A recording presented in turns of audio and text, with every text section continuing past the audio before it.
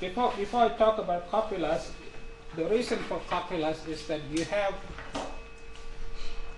variables that are highly dependent, right, on each other. So for example, if you have x equal to oil price and y equal to car price, obviously x and y are correlated. Okay? Or x is equal to oil price and y is equal to food price, then once again x and y are correlated. So you need a mechanism to describe the joint dependence between x and y. And one way of doing that is using copulas. Right? So that's why I started talking about it on Tuesday last week. So basically, in words, a copula can be used to model the dependence among two or more variables. Right? When you have two variables, because in this course I'm only talking about, well, I will only talk about the two variable case, right? Maybe in the future you guys will talk about, in some future course you may talk about what happens when you have more than two variables. But when you have two variables only, a copula is a function from the unit square. This is the unit square to the interval 0 to 1. And it has the marginals of the copula are the uniform marginals. Right? Okay, that's what I did. So this is stuff I did last week if you came late. And then this is some notation I introduced last week. Right? I made two statements. The first statement is that for every joint CDF between x and y, there is a corresponding copula. All right, and I proved that statement using what is known as the integral transformation. Sorry, the probability integral transformation. This is stuff you should have learned in your previous courses, but if you haven't learned about the probability integral transformation, please do note this. Right? Okay. Okay. And then I proved. Okay, this is the continuation of the proof. Then I proved statement number 2. Statement number 2 says the following: that is, for every copula C, there is a corresponding joint CDF between x and y. And I also proved this as follows.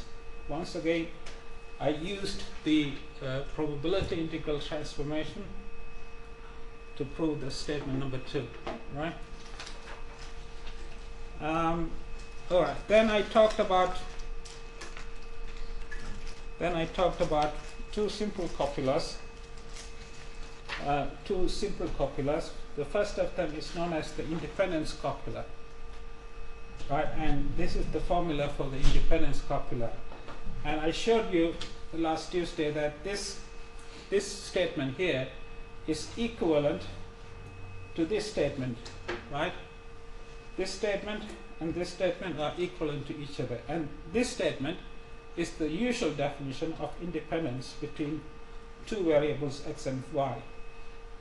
I mean, this statement here, I'm sure you have seen this before in other courses, that if you say two variables x and y are independent, that means that the joint CDF is equal to the product of the marginal CDFs, right?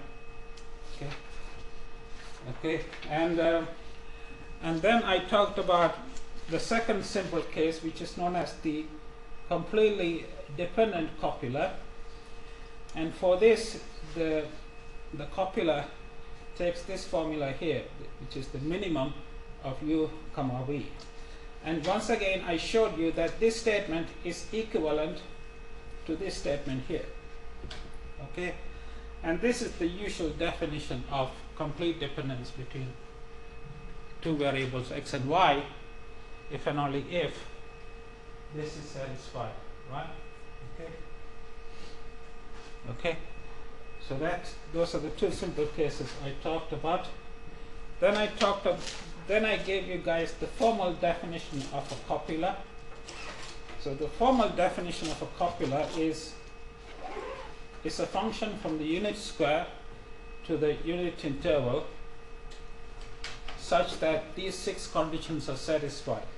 So condition 1 is that Cu0 equal to 0, condition 2 C0V equal to 0, condition 3 Cu comma 1 is U, and so on. The last condition is that the last 2 conditions are the partial derivative with respect to U must be non-negative for all U and V, and the partial derivative with respect to V must be non-negative for all U and V. Okay, so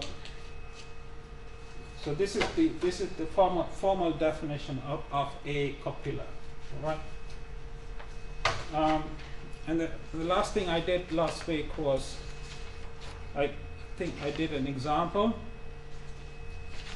I did an example on the copula, which is to verify that this, which is the independence copula, is actually a copula. So I needed to verify the 6 conditions. Each of the 6 conditions is satisfied or not. And it turned out that all 6 conditions are satisfied. Okay, and therefore that this is a copula. All right. All right, guys. So any questions on this stuff so far? Come on, feel free to ask me, man, guys. Hope you guys had a good weekend. Not working too much. No. You guys still have too much homework?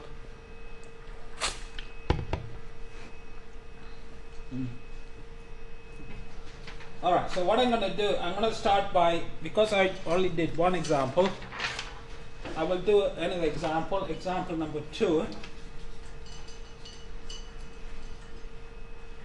So this is hopefully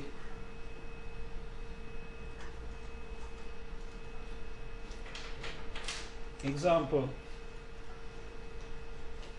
If you cannot see my writing, just let me know, because now I use this to see my writing. Use this to see my writing. Okay. So example 2 is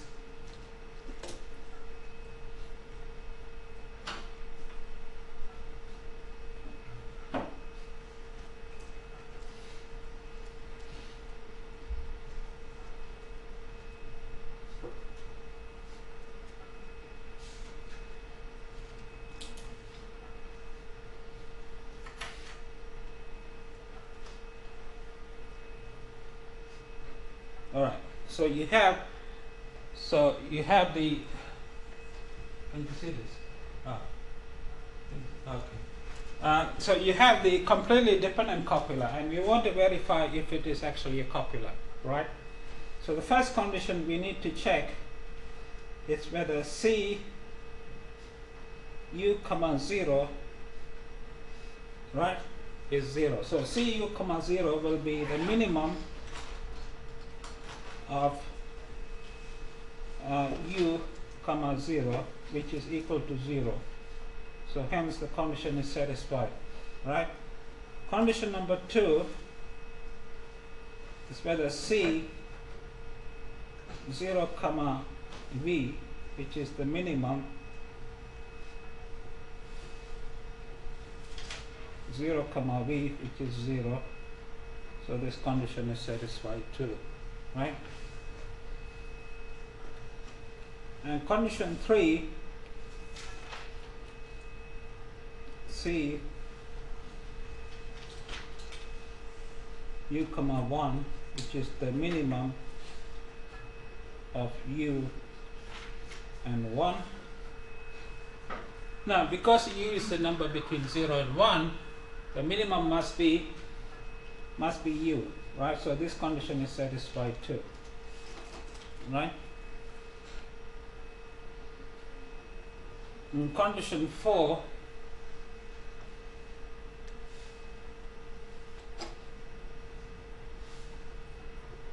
is this.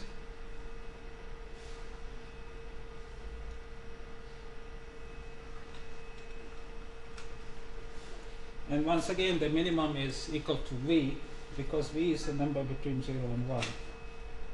So condition 4 is satisfied. Condition 5, is the derivative with respect to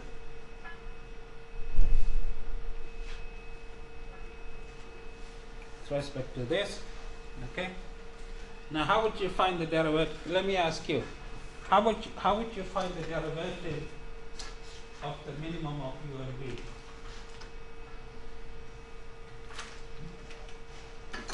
Ideas, guys?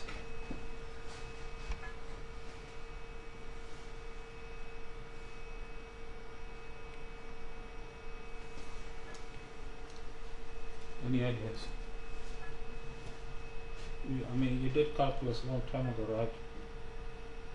How do you find this? What you have here is, guys, the derivative of the minimum of u comma v. Now, what was that? What's that gonna be?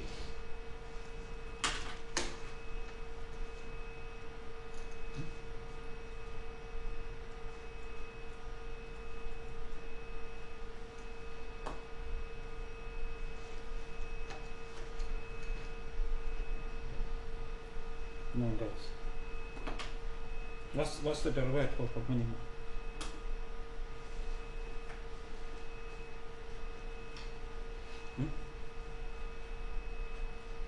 Oh, come on, talk to me, guys. You don't know what it is? What's the derivative of the minimum?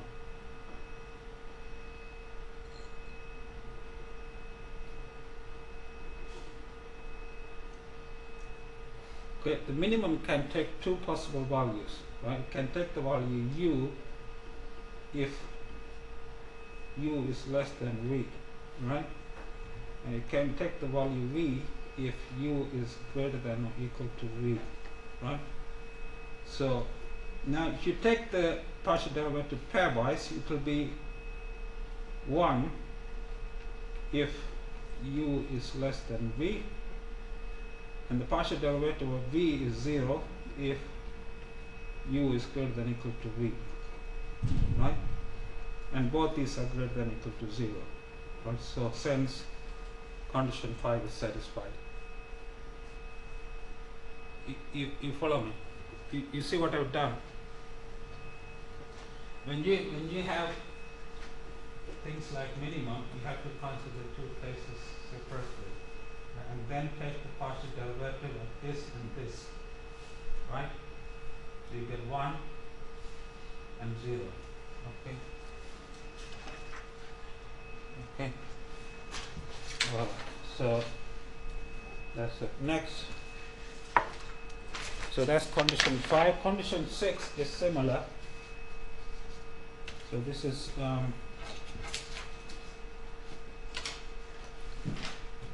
condition 6, which is v1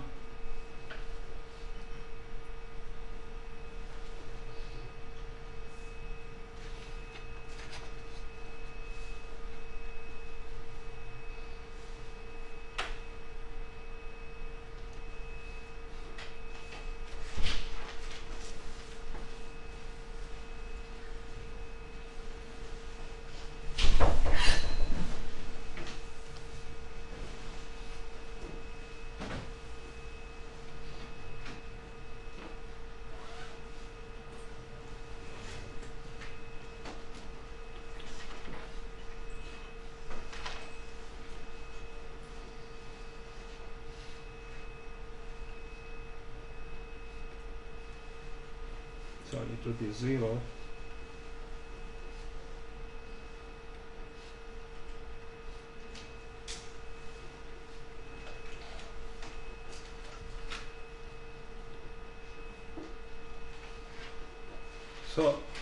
so all 6 conditions are satisfied. Do you see what I've done? So this condition is also satisfied. Okay, so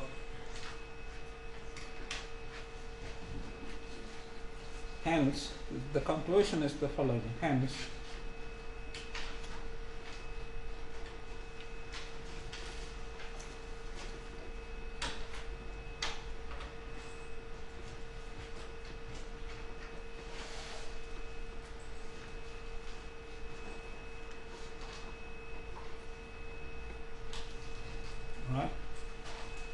C is a copula, right?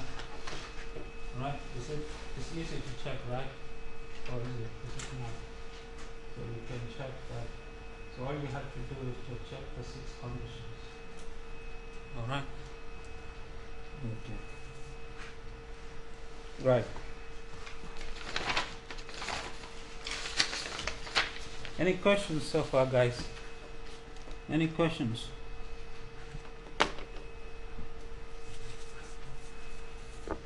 Yes? No?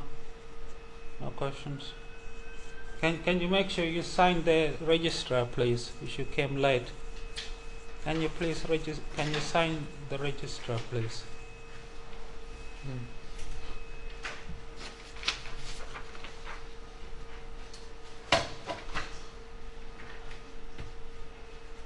Okay, the next one.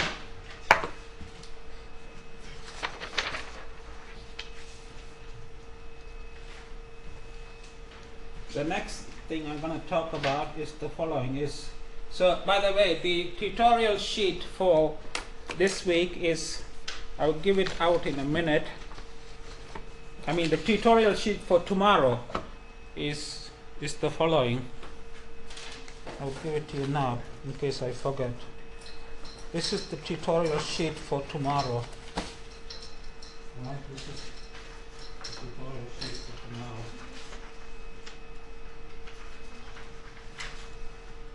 Okay.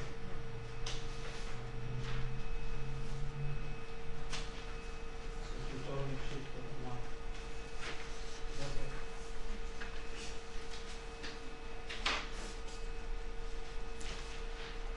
Tutorial sheet for tomorrow. Where's your front of it? You guys okay?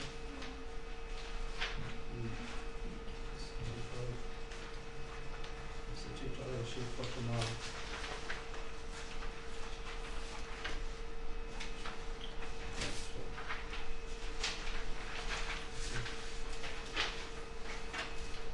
Okay. And all right. The next thing I'm going to talk about today is the following.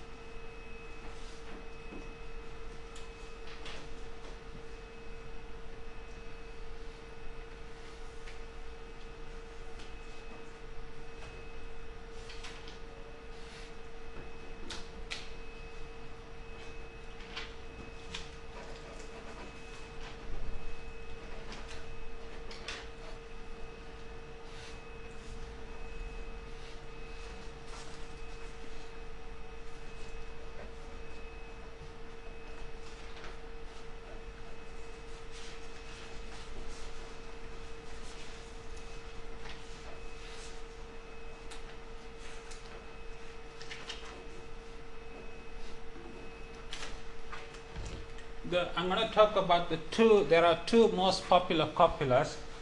The first one is called the normal or the Gaussian copula. They are the same word. Okay. It's given by the following formula. So let me.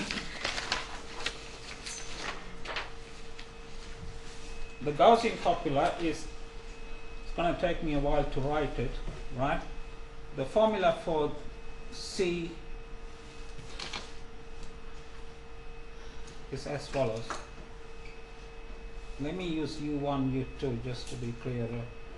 U1, U2 is equal to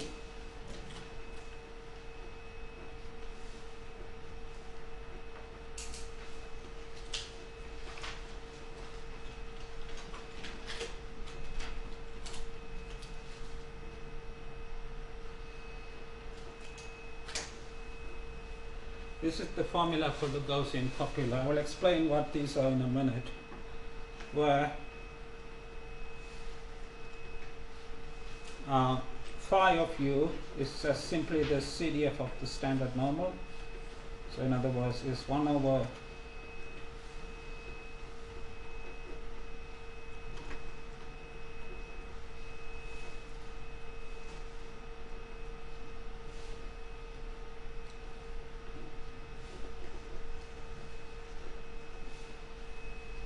This is the CDF of this. I'm sure all of you know this function, right? And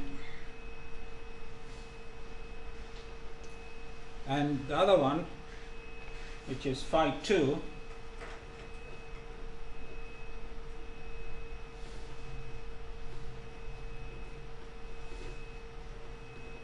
is given by the following.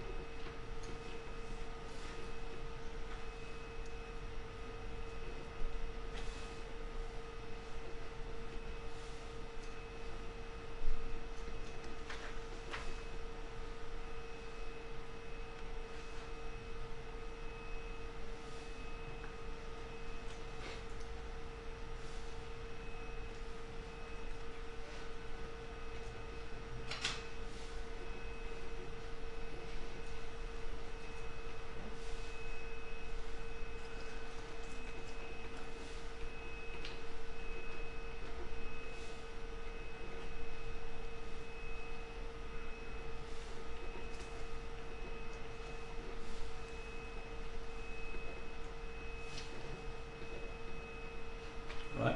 This is the formula for phi 2. So basically this formula, this formula here is the joint CDF of the standard bivariate normal. So let me put this in a box. Okay, let me put this in a box, guys. This one. This here is the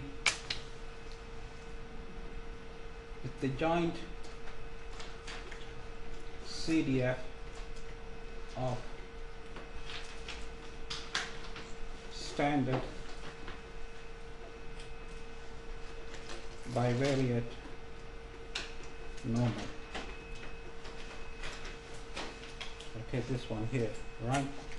And the one above it, this one, this guy here,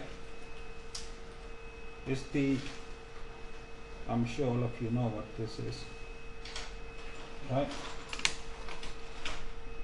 This guy here is the CDF of standard normal. I mean the standard univariate normal.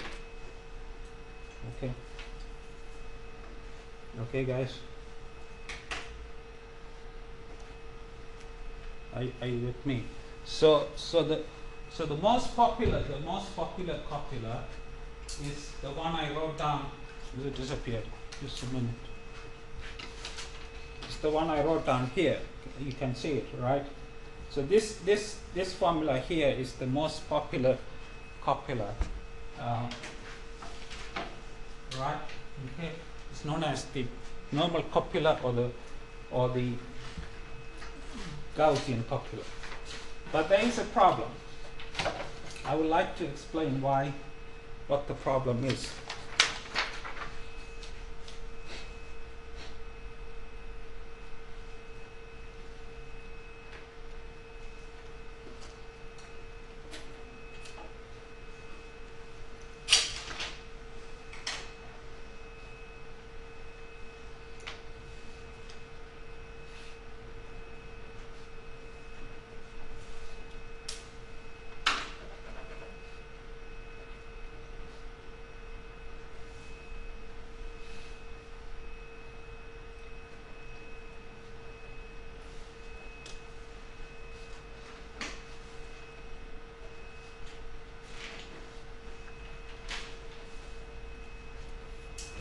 The Gaussian copula is no longer the most popular. Is no longer the most popular copula.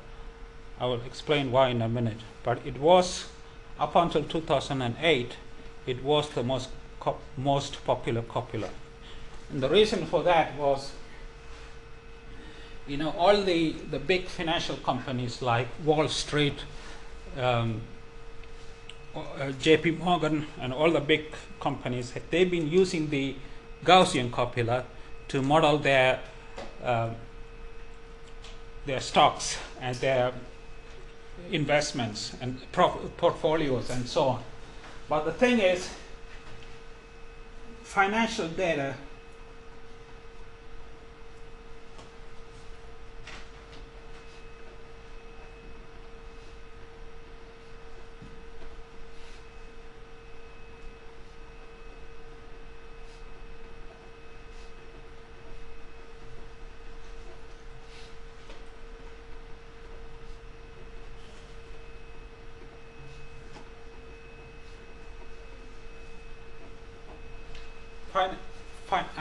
what they did not realize is that up until 2008, they did not realize that the financial data does not actually follow the normal distribution. It doesn't follow it. If you try to fit a normal distribution to stock data, you will see for yourself that it doesn't give a good fit.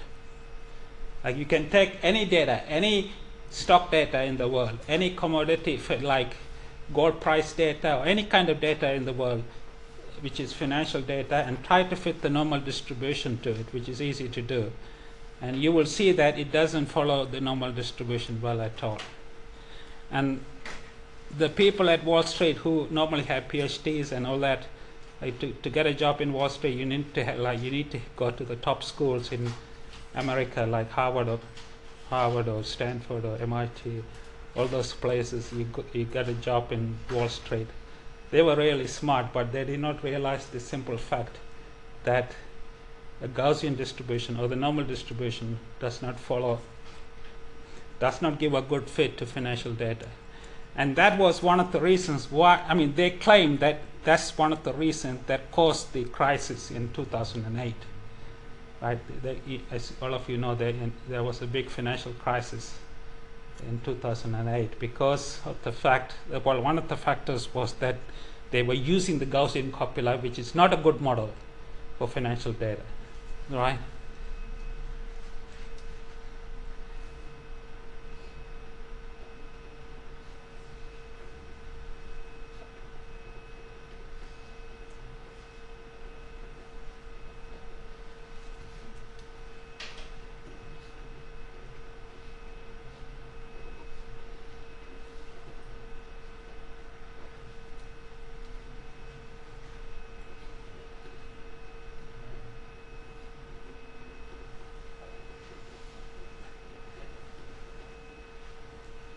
So hence, the Gaussian copula, although it has been the best known copula in the world, is not a good model for. It may be a good model for other data, but not for financial data, right?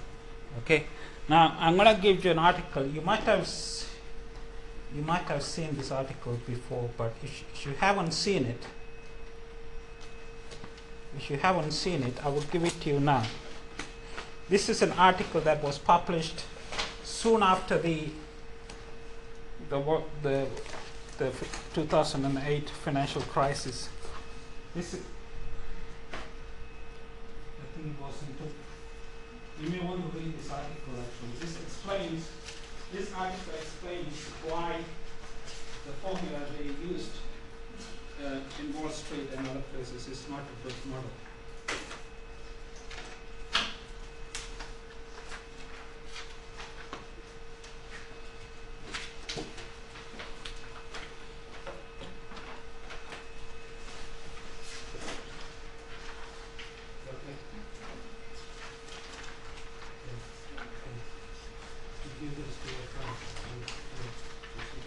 Has everybody signed the attendance sheet, right?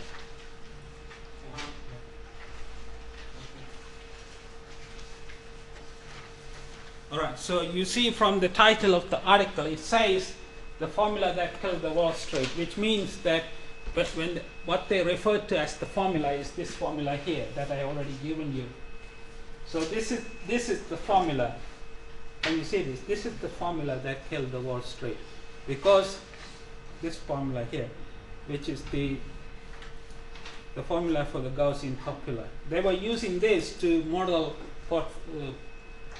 portfolios of the losses in portfolios, and clearly this, there's nothing wrong with this formula. This formula is mathematically correct, This formula is a mathematically correct formula, but in reality, it doesn't give a good fit to financial data. Yeah, and that's what, if you have time, when you have time, just try to read through the article that I just gave you.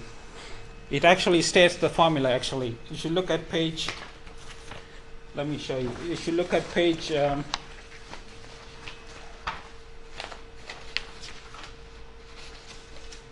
If you look at this page here, if you look at this page here, this formula here is the same as the formula I have written down here. Can you see it? If you look at this page here, this formula, these two formulas are the same. Okay, that's what this is the formula for the Gaussian copula. Yeah. All right. All right, guys. The next thing I'm going to talk about is after 2008, there's something called the T copula that has become more popular.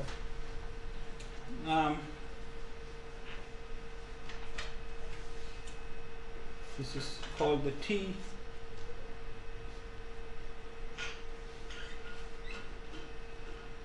copula, right? T as in the student T, right? And this one is becoming increasingly popular in the financial sector because the student's T distribution, it really gives a good fit for financial data. And because of that, this copula is being heavily used in the financial sector to model a portfolio of losses. Right. Okay. So the formula for that is given by the following.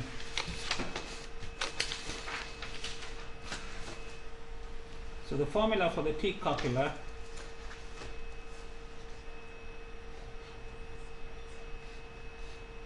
is equal to T2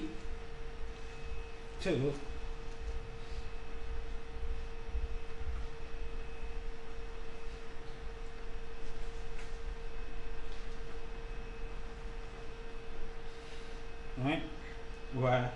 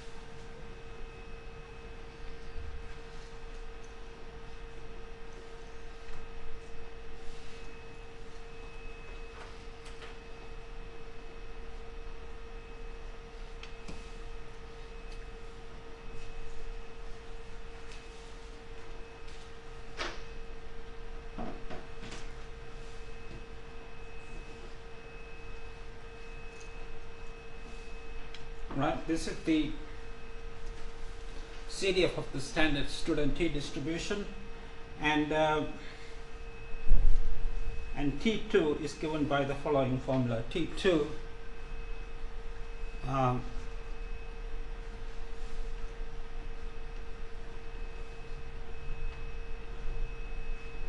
is given by the following formula.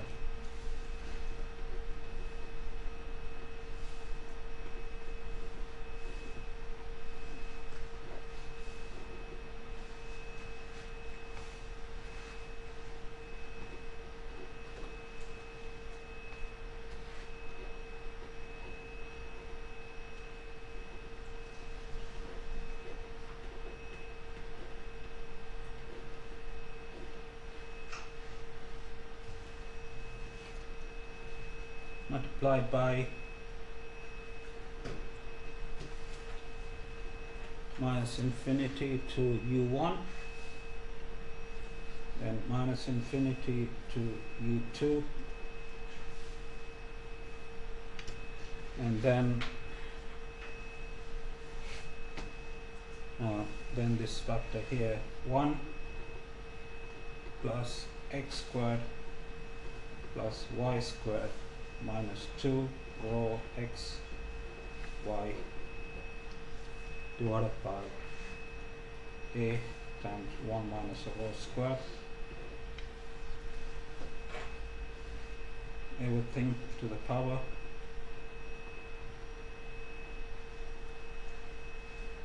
and dy dx. I know it's nasty, but this is the expression for the, I hope you can read my writing. So this is the expression for the T copula, where this is equal to this and this is equal to this, right? So once again, I will tell you what these terms are. First of all, let me explain what this guy here is.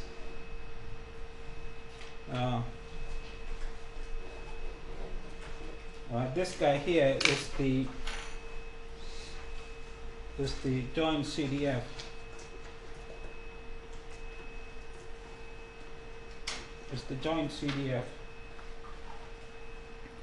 of a standard bivariate T distribution with degree of freedom equal to A. Okay, DF stands for degree of freedom. I'm sure you know it is. Right, so that's the thing. This bottom one here is the joint CDF of a bivariate T distribution with DF equal to A. Right, and this one here,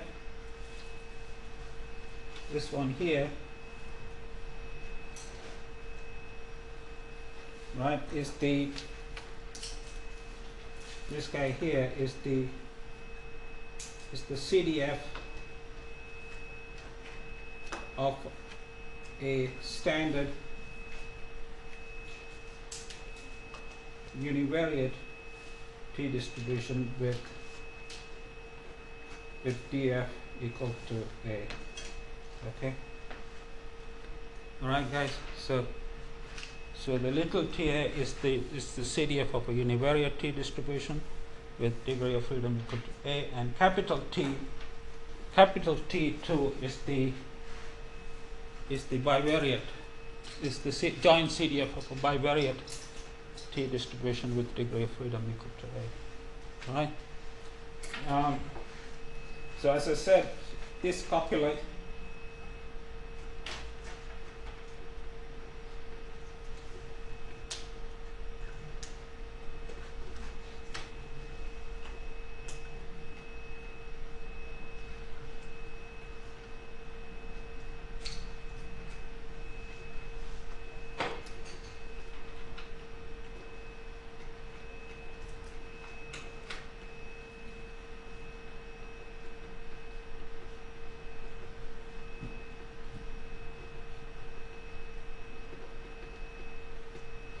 right, this copula is being increasingly used in the financial sector. The reason for that is because the univariate T distribution gives a good fit to financial data.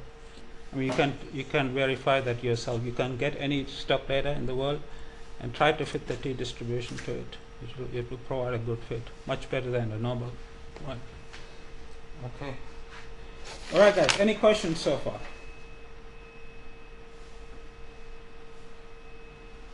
Any questions?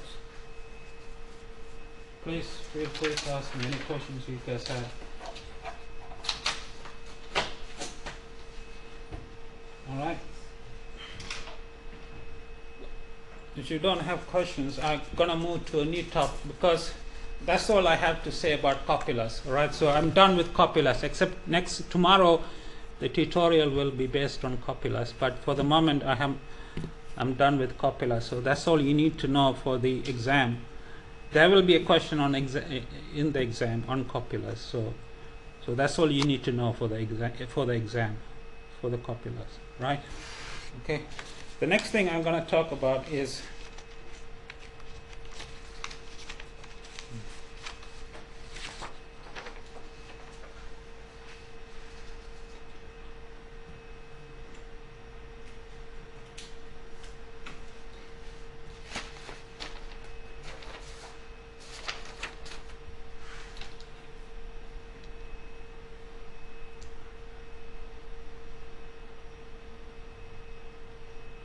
All right. Before I start, okay. Let me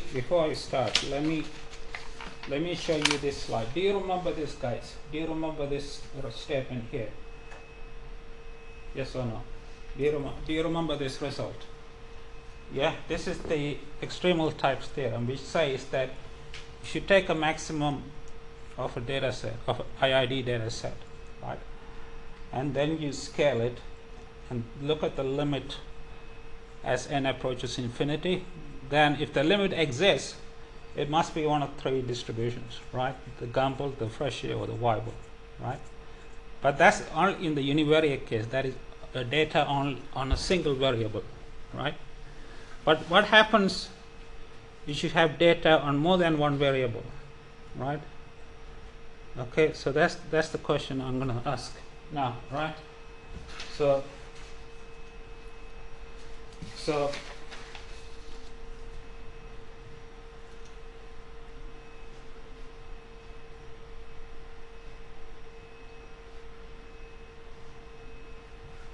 Bivariate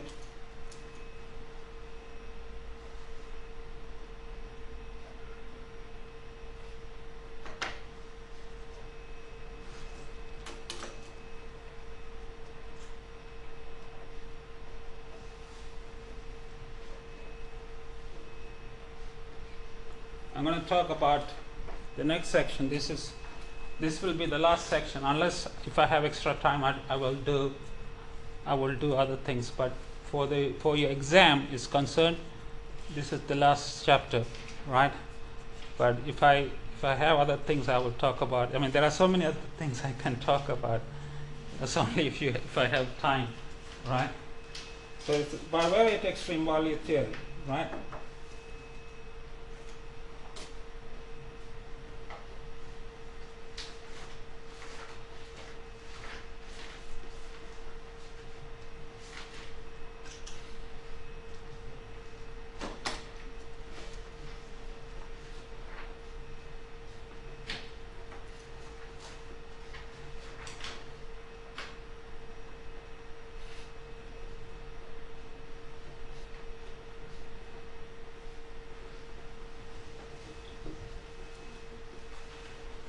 Okay, often, so what I have written down is often the interest is in the extreme values of more than one variable. So for example, let me give you examples. Example 1.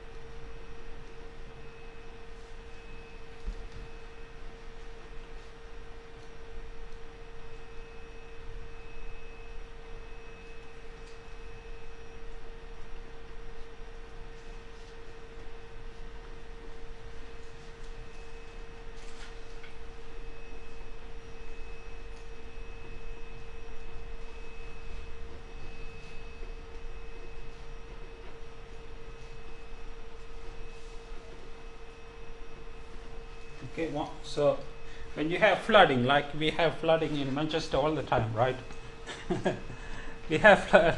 When you have flooding, it's not just one variable you are interested in, right? You are interested in how much rainfall there is and also how much wind is, because when you have strong winds, the flood is likely to be worse, right? When you have strong winds. So here you are interested in two variables, right? So you're interested. So you want to know how the extremes of both variables behave, right? Okay. Another example. So that's one example.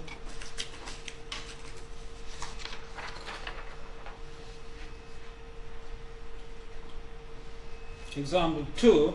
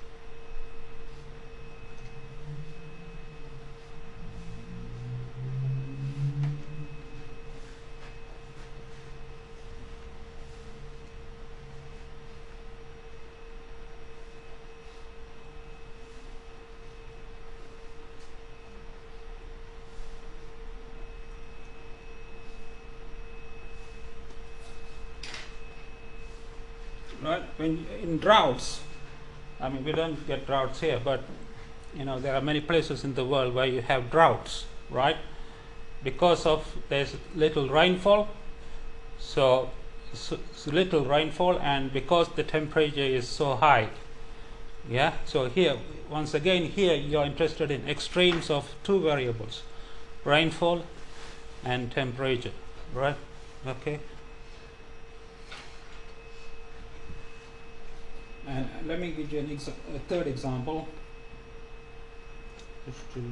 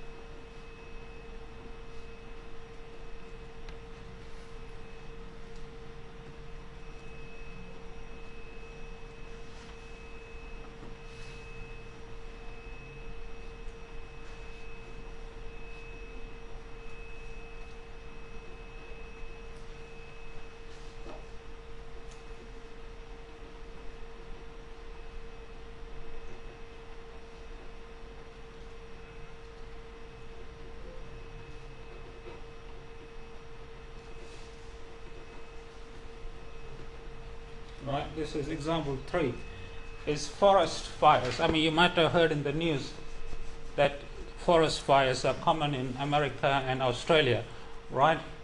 So the forest fires are mainly caused by temperature and wind speed, right? So when you have high wind speed and high temperature, both will cause forest fires. So once again, so here interested in extreme values of two variables, right? Okay, so the question is how do we model the extreme values when you have more than one variable? So that's what I'm going to talk about in a minute, right?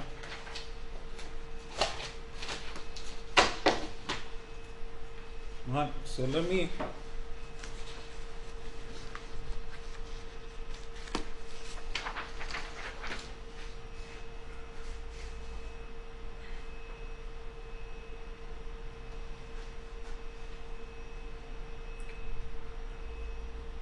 the first question is, all right, before we answer the question about how to model extremes in more than one variable, we need to first think about how to define an extreme value when you have two variables. In the univariate case, it's easy, right? So if I go back to the slide I showed you a minute ago, here, you see here we defined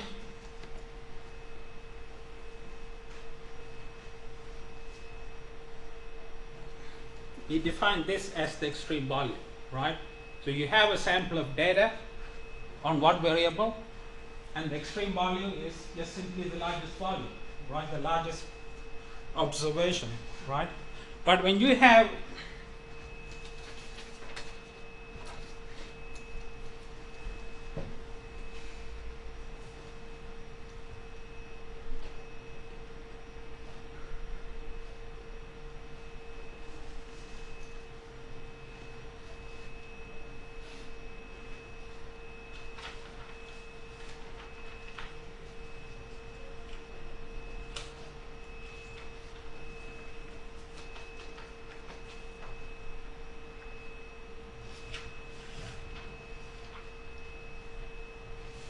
so the question is how to excuse me, can you see this, guys?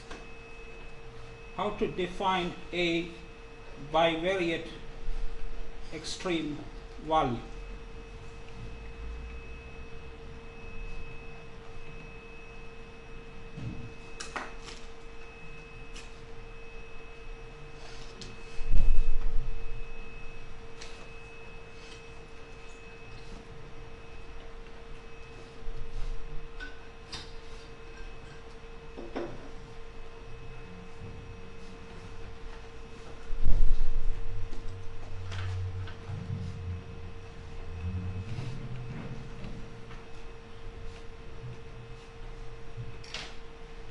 Right, suppose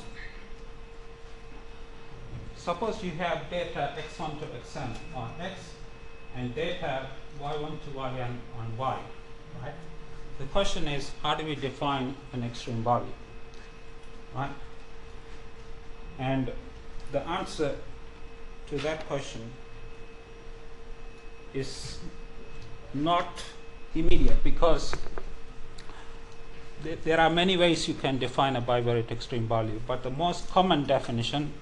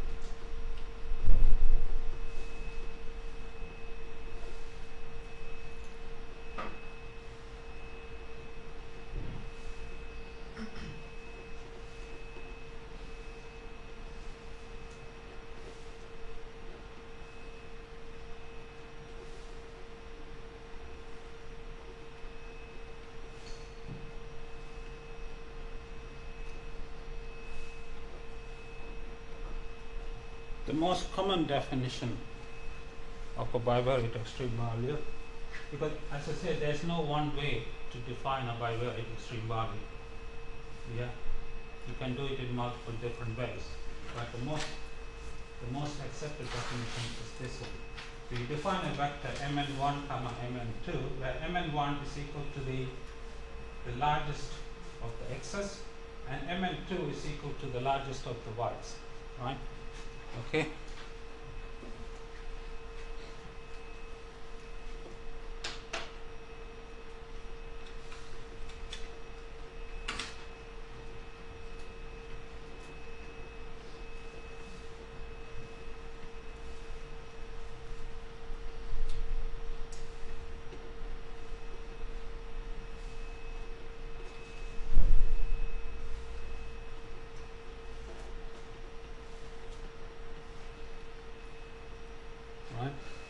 But this meant, do you understand what I meant by here?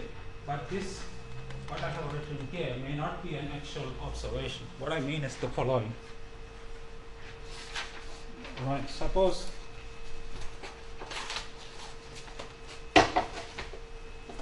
what I mean is the following.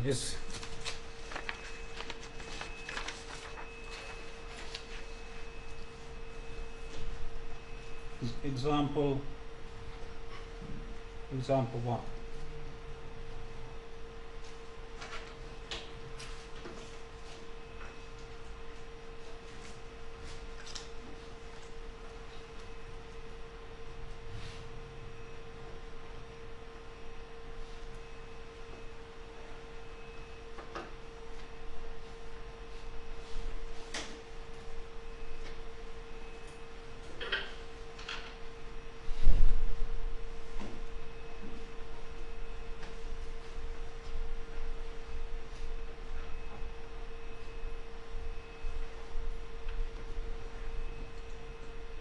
No, sorry.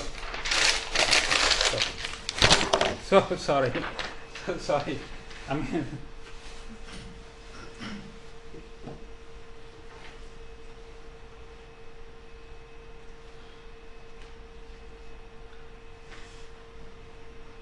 so let me write this again.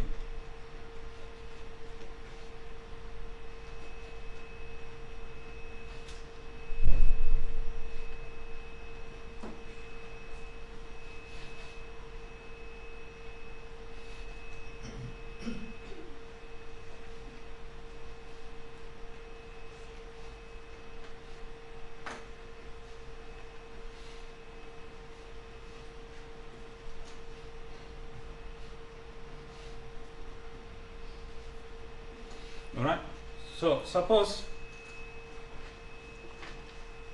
you have this data. These are the data on the x, and these are the data on y. Okay. So the actual data are like this. These are the data because x and y occur together, right? But your mn1, the extreme value,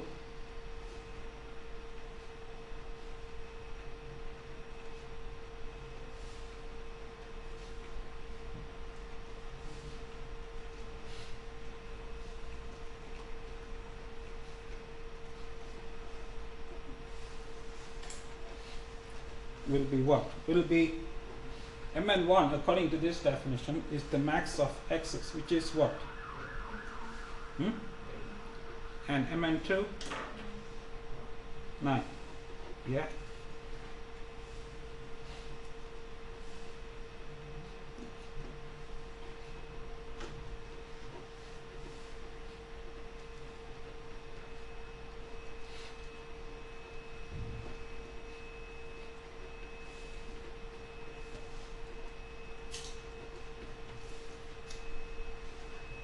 Right? You see what I meant?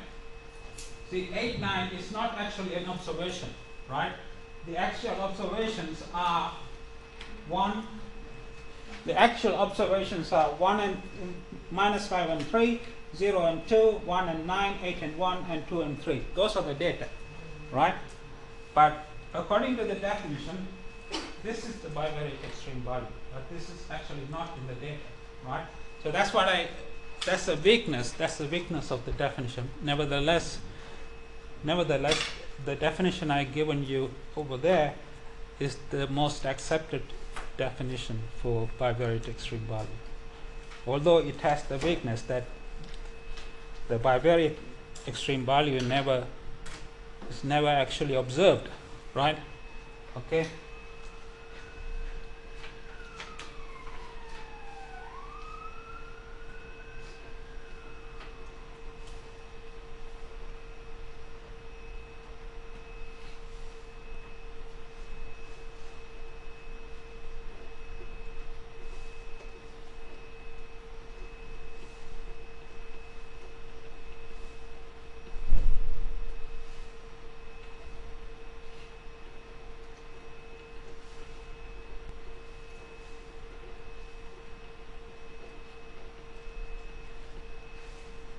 So nevertheless, the definition given over there is the most accepted one, right?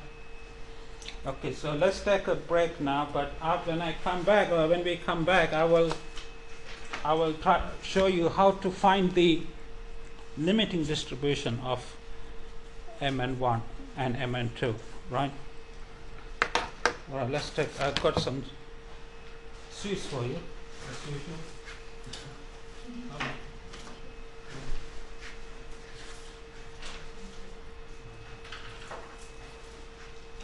Any questions you guys have, please let me know.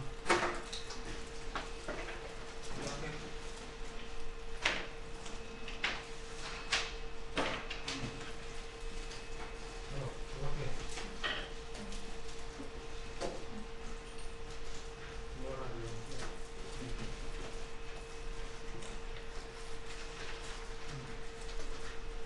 Alright, let's take a 10 minutes break now. So after you return,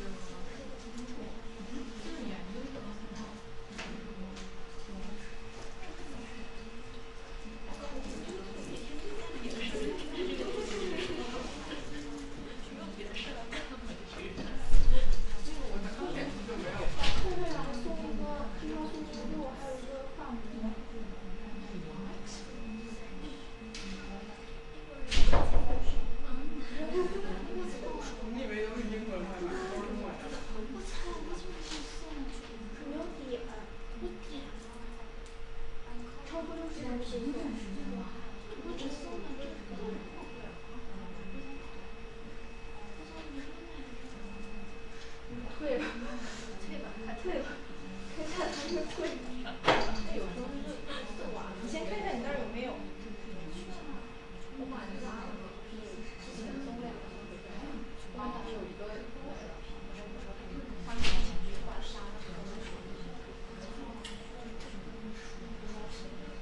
但我这点不像谁出不来送那个信息，他又说送。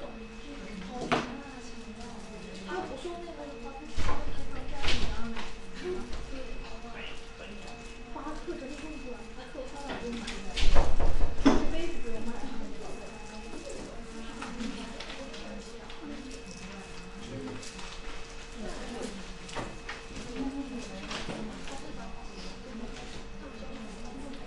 上班我跟你们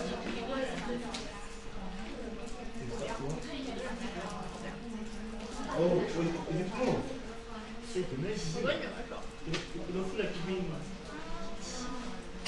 我主要是看中了呢，不送那么多面去。想起来有个什么？对，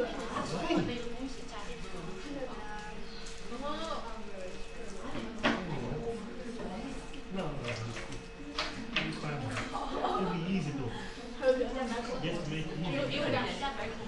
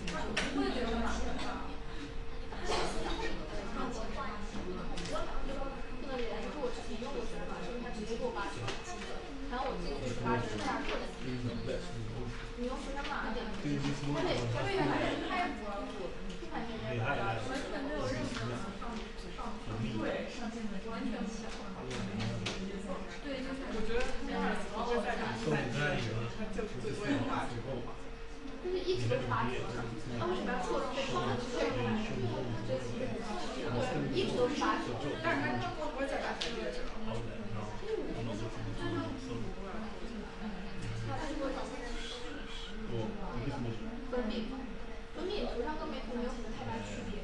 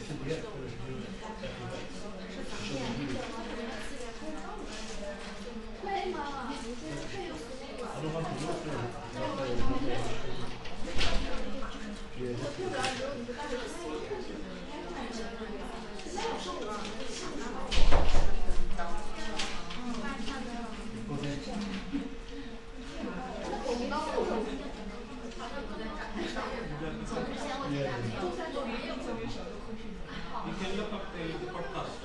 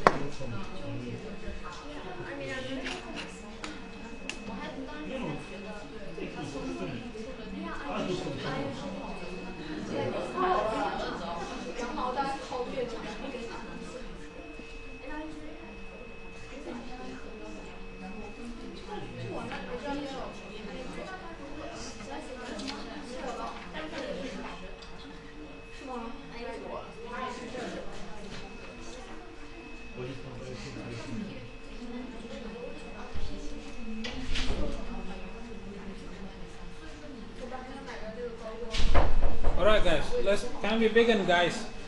Hello guys.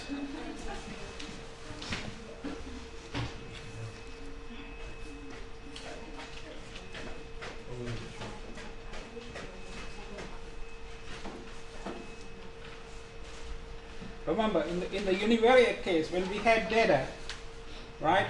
In the univariate case we looked at, listen guys please, we looked at the distribution of Mn. We looked at this guy here and see what the distribution of this scale version is, right? So the natural thing to do This is what we looked at in the univariate ETT, right? So what we in the bivariate case, what we want to find is the following.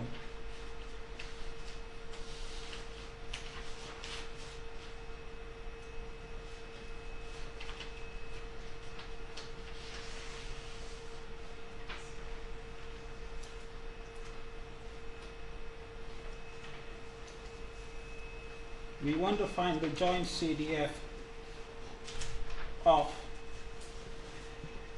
because we have a vector, we need to do the following, guys.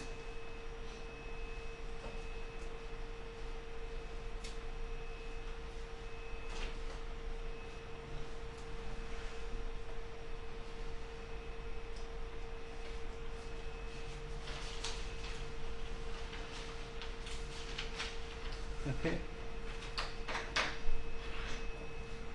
Right, so we want to find the joint CDF of this vector, because that's exactly what we did in the univariate case. If you go back to in the univariate case, we looked at the CDF of this guy here, because we only have one extreme value. But in the bivariate case, we have two. Right? We have two. So we need to look at the joint CDF of this guy here. Right? Alright, now, so that's what I'm going to do now. So before that, I'm going to suppose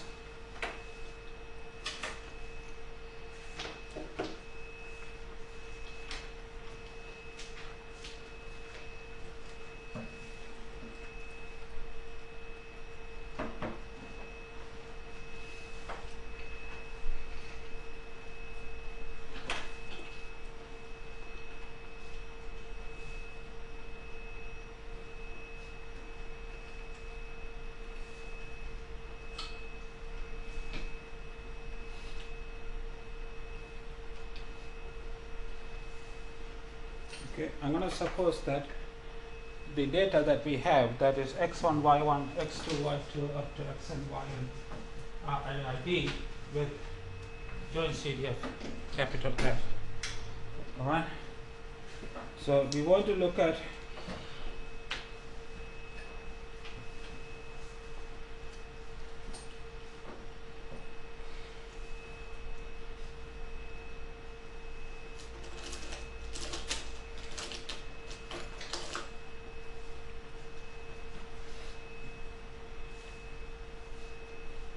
the required joint CDF is as follows.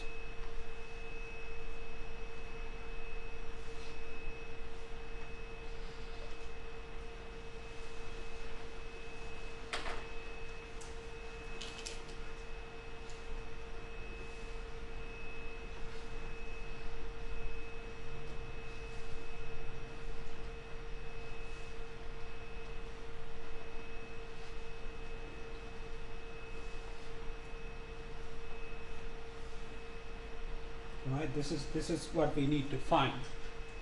Right, this is the joint CDF of this and this. Right.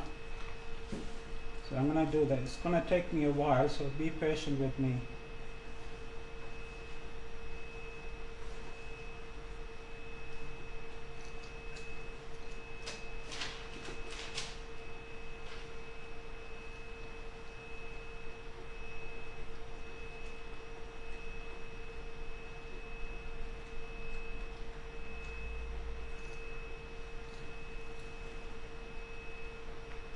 Right, this is equal to this, right? And the next step, we know that Mn1 by definition is the maximum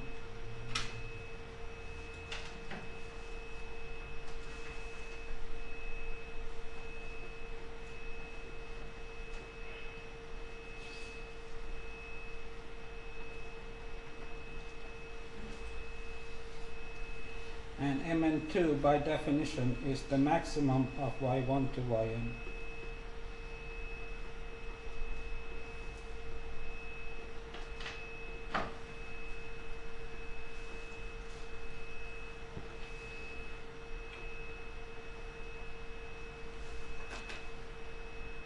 Okay. All right. Okay. the next thing I'm going to do is, alright, if the next thing is the following.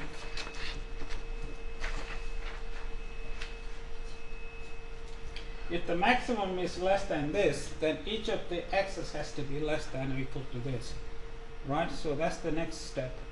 So in the next step,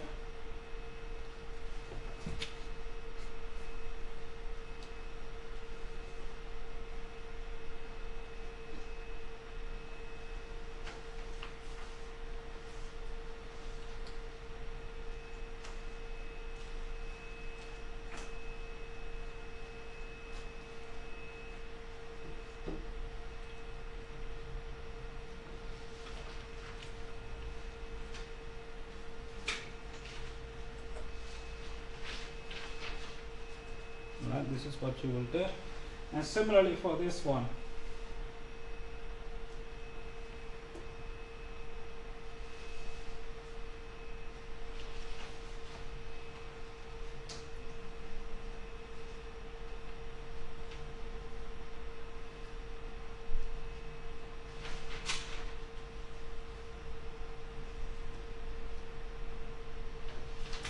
Okay, you see what we've done? That's using the fact that if the max is less, then each element has to be less. Right, now I'm going to do the following.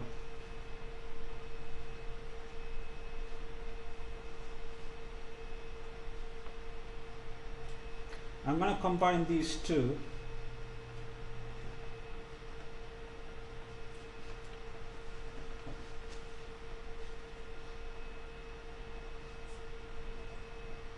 And write it like this, right? And then I'm going to combine these two and write it like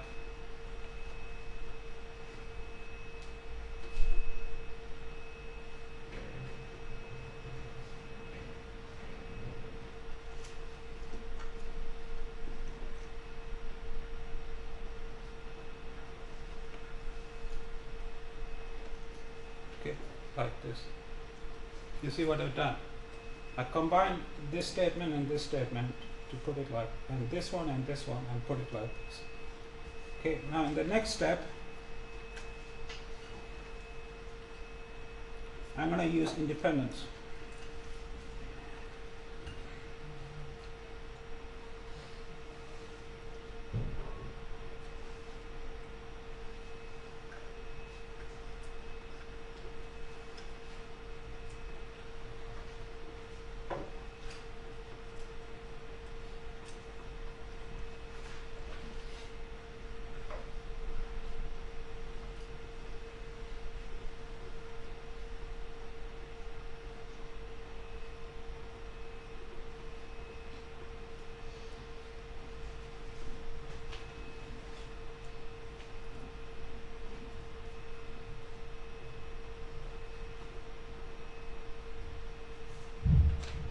Okay, so this step here follows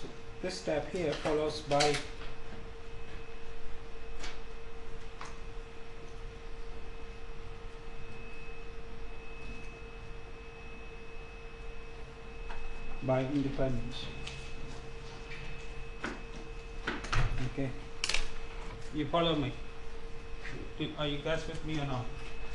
Right, so the step from this line to this line, I have used the fact that x1, y1, x2, y2, up to x and y and iid.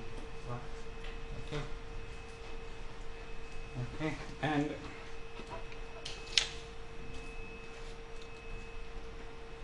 in the next step, this guy here, we are assuming that the joint CDF is f, right? So this guy is simply f. F is the joint CDF of x and y, right? F at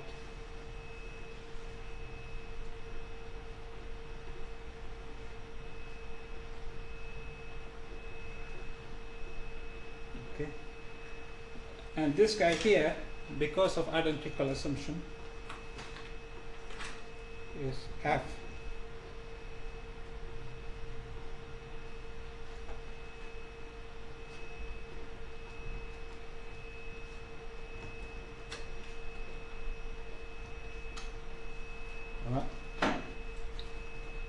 that's so you have the same function repeated n times. So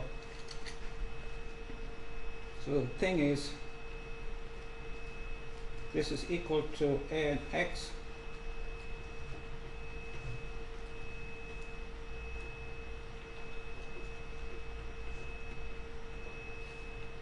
raised to the power n. Okay. So I have answered the question. Okay, this to start with, the question was what is the joint CDF of the two scale versions of Mn1 and Mn2, and the answer is given by this. This is the answer. Right? Any questions so far? Are you guys clear with everything done or not? If it's something not clear, please feel free to ask me. Okay.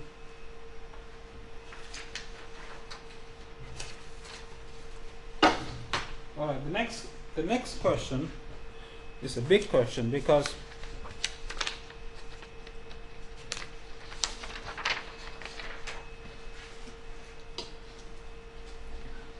we know that we know from the ETT that, okay, let me put that back on. Let me put that out. This is the ETT, right? We know that this is equal to this, right?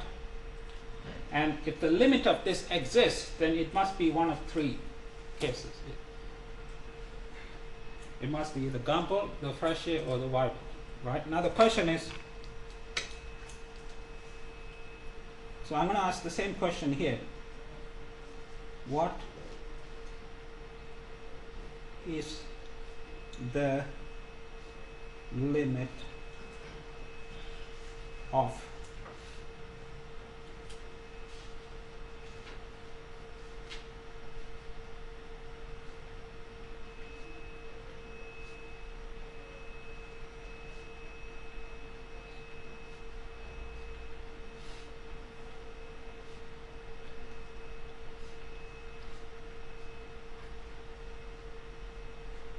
okay.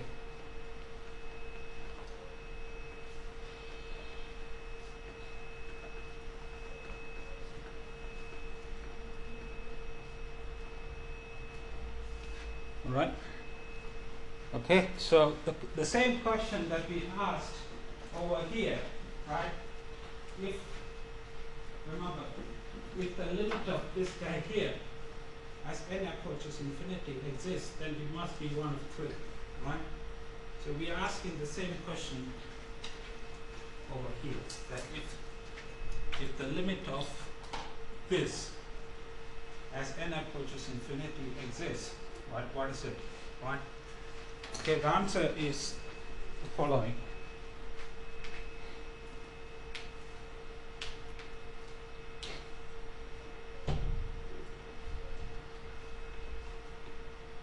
Sorry.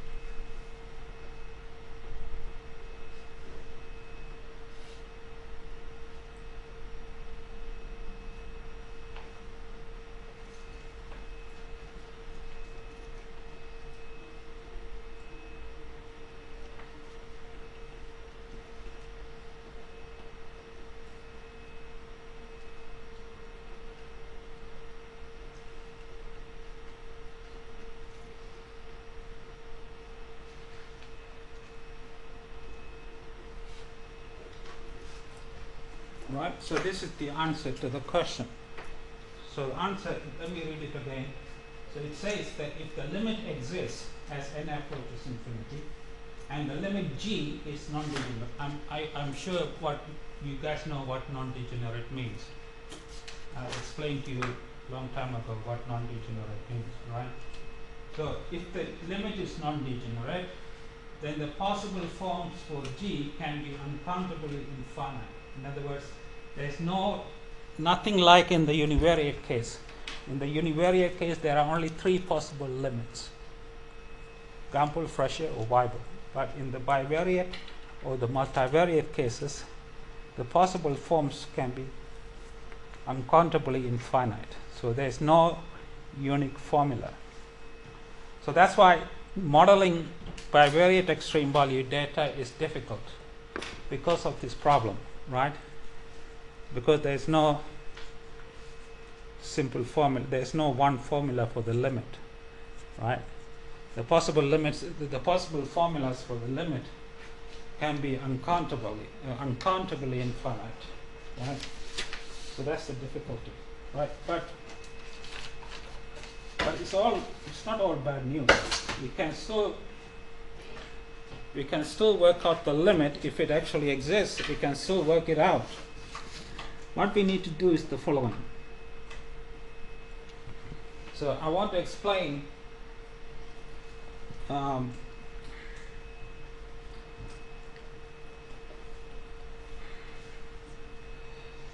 algorithm that can be used to determine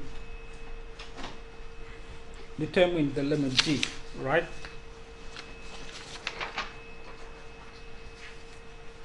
So the following is it will take me a while to write this, okay? So be patient with me, right? So the next question is how to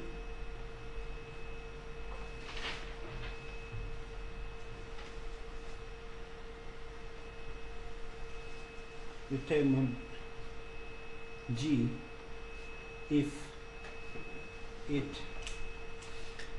exists.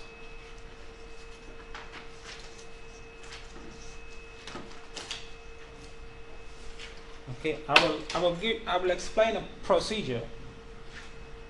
I will explain a procedure that will allow you to determine although the possible, there's no question that the possible forms for G are uncountably infinite.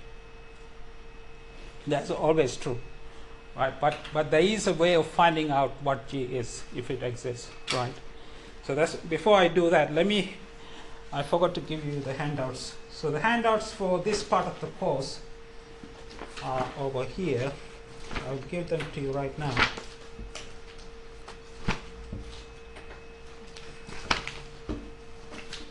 Okay, these are the handouts.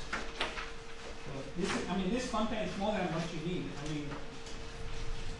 As I said before, you only need to follow my handwritten notes, not the printed notes I gave you, because that contains a lot more stuff.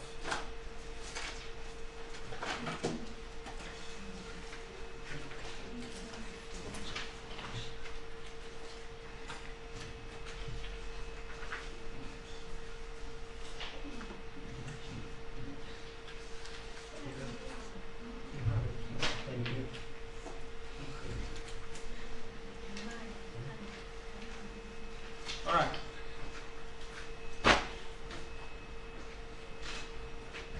Okay, the first step, let me use my big glass. I need the big glass. Okay, the first step is step number 1.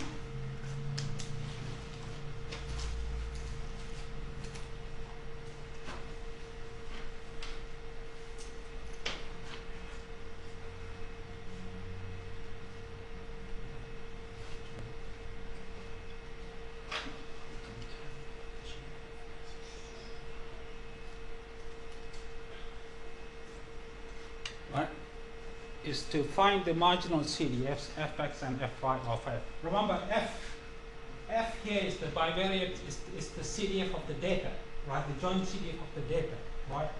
fx is the marginal CDF, which is univariate, and fi is the marginal CDF, which is univariate, right? The next step is to number 2.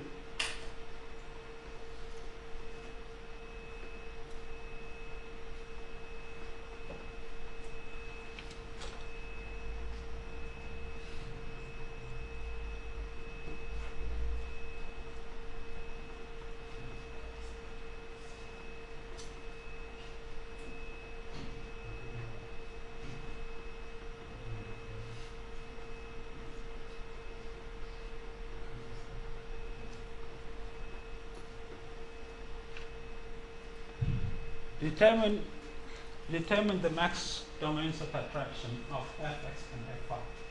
They must belong to one of 3 limits: the Gumbel, the Frechet, or the Weiber, because of the fact that fx is a univariate CDF and fy is also a univariate CDF. So they must belong to one of the 3 types, right?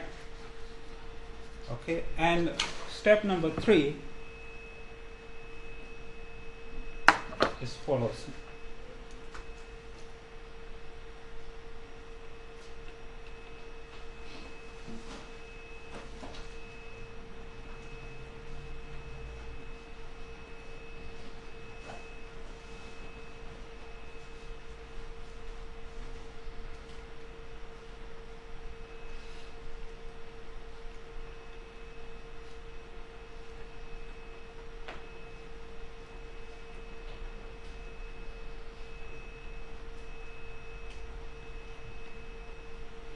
Right? If they both belong to the Gumbel max domain of attraction, take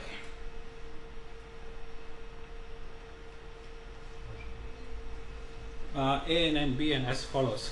In this case, I need your help. You guys have a copy of the first selection notes I gave you. I forgot to bring it. You guys, you know the first set of notes, not in the. No. Anybody has a copy of the first notes I gave you in the course? It's on the anybody? Sorry. You have it? No. Oh, okay, thank you very much. Sorry. I will give it back to you. Thank you. Yeah, this is the one. I just forgot to bring it today. I'm sorry.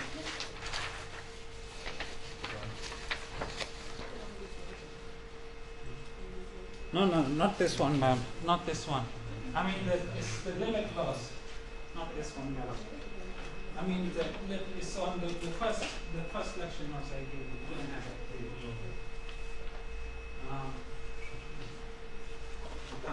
It's not. It's the first one I gave you. It's called fundamental.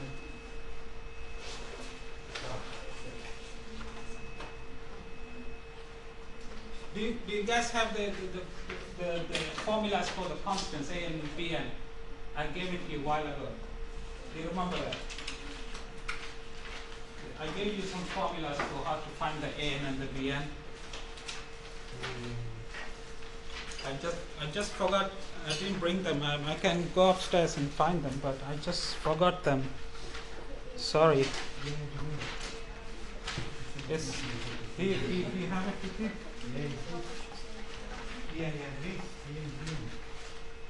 Okay. Let me see. I need my glass, big one.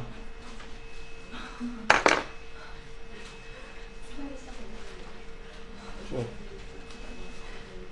And yes.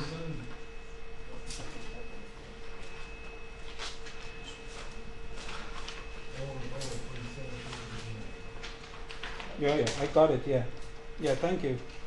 All right. So in this case, you choose your an to be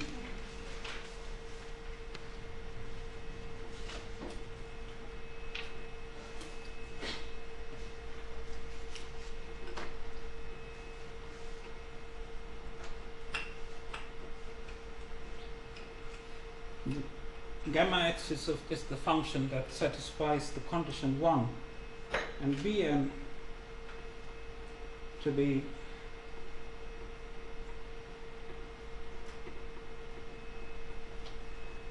this. Do you guys remember this? Yes or no? Maybe? Oh, come on. Did you say maybe?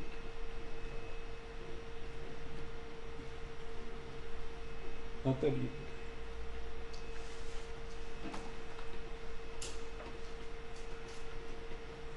Come on, guys. Don't you remember these formulas I gave you a while ago? You don't? Huh?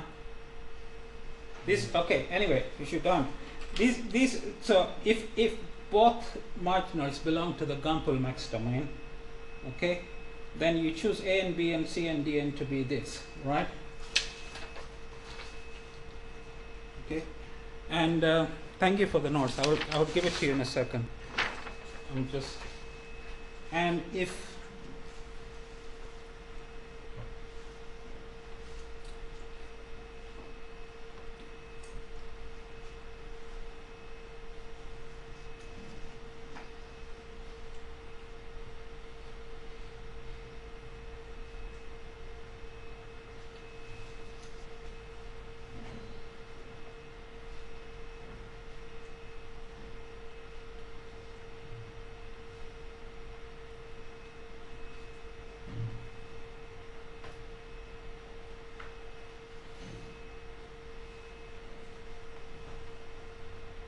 then you take, okay, again, I need to use my big glass. Oh shit. Trying to remember what it is. Oh yeah, here you go. Then you take your An to be F, yeah, and your Bn to be 0, and your Cn to be this, and your Dn to be 0. Okay. Do you see? So that's in the case of the Frechet, if the both marginals belong to the Frechet max domain of attraction. And finally, if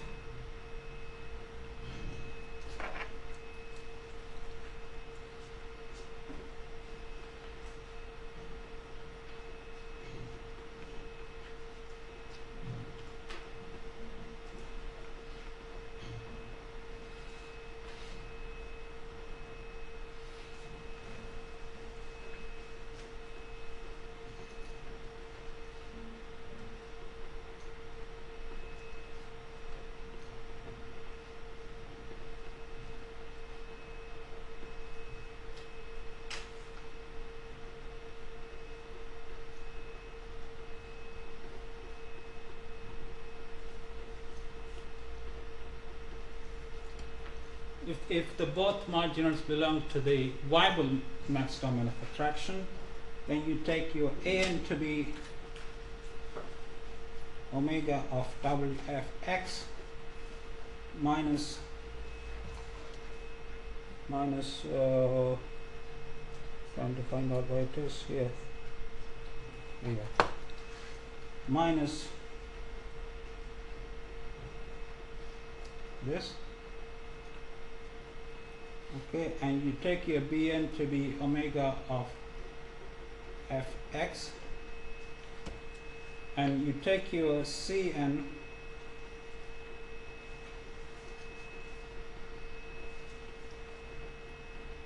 to be this.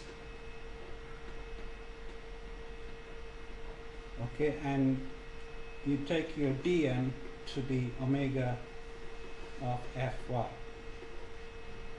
Okay, thank you very much. Thank you very much for this. Okay, all right, guys. So that's how you select, depending on the two marginals.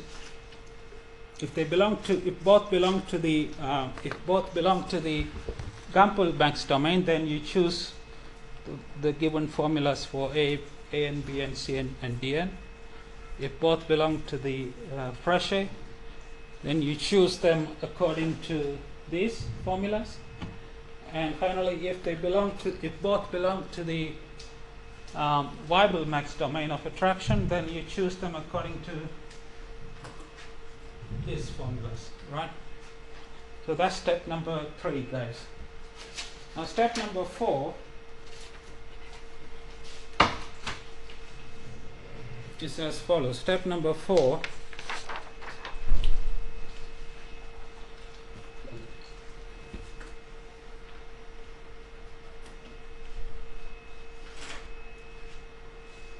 okay.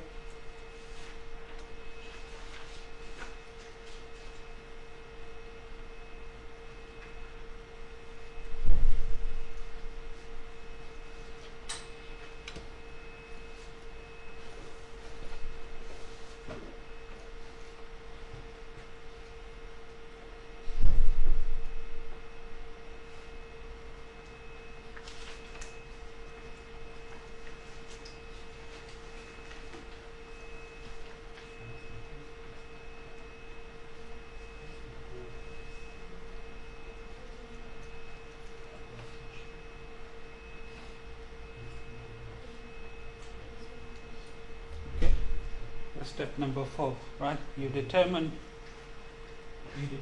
G as the limit of this as n approaches infinity, and you will get a formula. Right? So those are the 4 steps, right? Remember, okay, just to summarize, step 1 is to find the marginal CDFs of x and y. Step 2 is to find the max domain of fx and fy. Step 3 is to choose the constants a and b and c and dn. And step 4 is to find the limit of this guy as n approaches infinity. And that will give you the g of x comma y. I would like to do an example, but I don't think if I start an example now, I will not be able to finish it. So that's the thing. But I will give you an example for you to look at until we meet tomorrow. So the example I want to give you is the following. Example 1.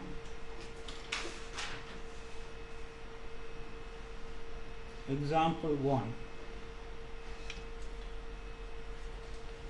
Suppose fx comma y, right, is equal to, I need a big glass here again, 1 minus a, 1 plus 1 plus 1 minus a is equal to the following.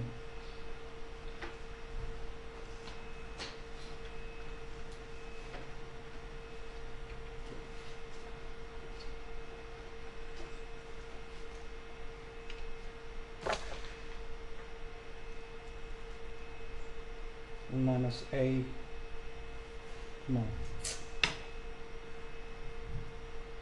okay.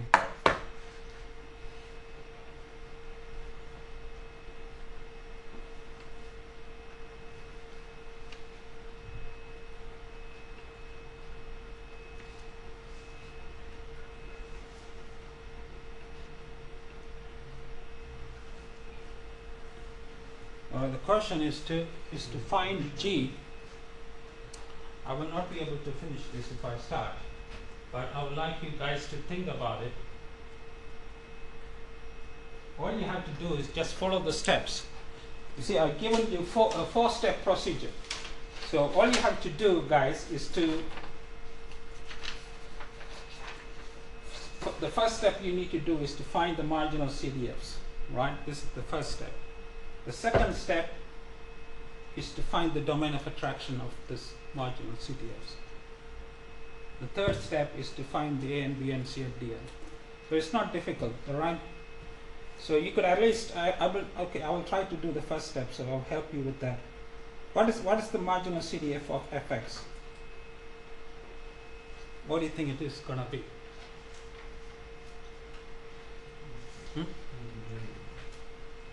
I mean, how do you find the marginal CDF, guys? You put y equal to infinity. So if you put y equal to infinity into this formula, you get what? You will get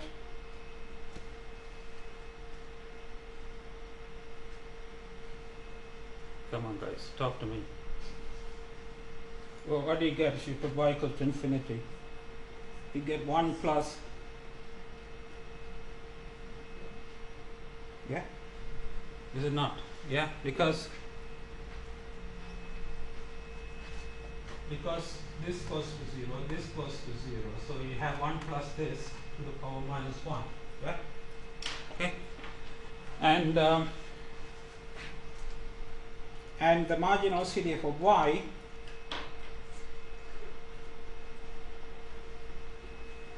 you put x equal to infinity, right? And you will get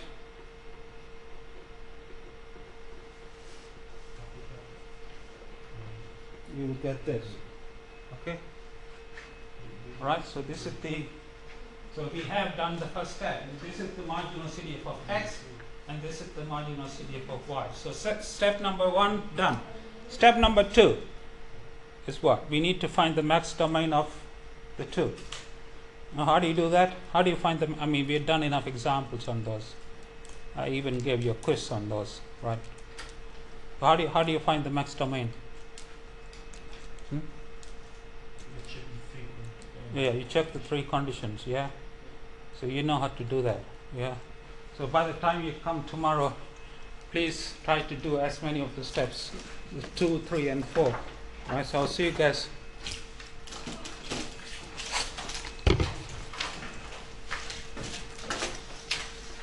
I'll see you guys tomorrow, okay? Yeah, you have a question?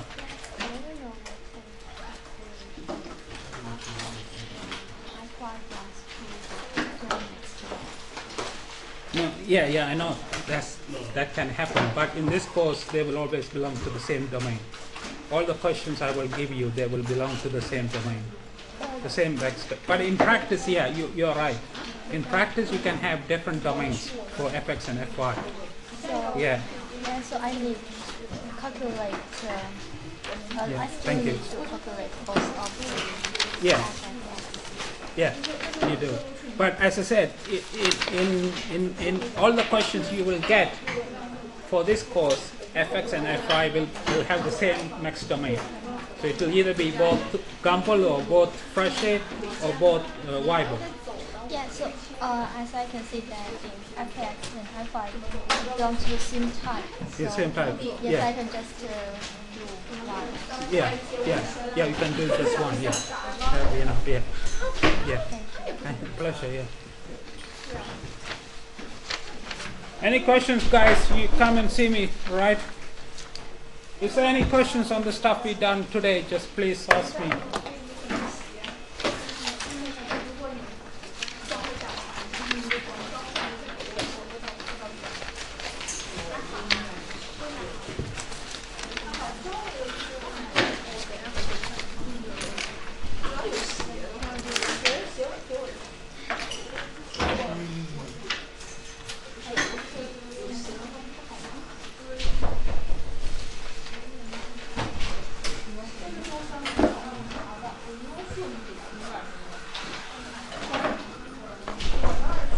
Hello. Yeah. The fx and fy they don't belong to the same domain. How do I find where it may be at? Yeah, in that case, it becomes more difficult. But I was just talking to that the student, and all the questions you will get in this course, you have fx and fy belong to the same domain. But Yeah, it's it's possible. Yeah, it's possible that they could belong to a different domain. Yeah, in that case, you will follow the formulas I gave you, like different a and b and for. Depending on what domain they belong to, right? You choose them accordingly. Oh, okay. Yeah. Okay. You know the formulas I gave you in the Yeah. first set of notes. Okay. So you will follow those formulas. Okay. Yeah. Thank you. Yeah.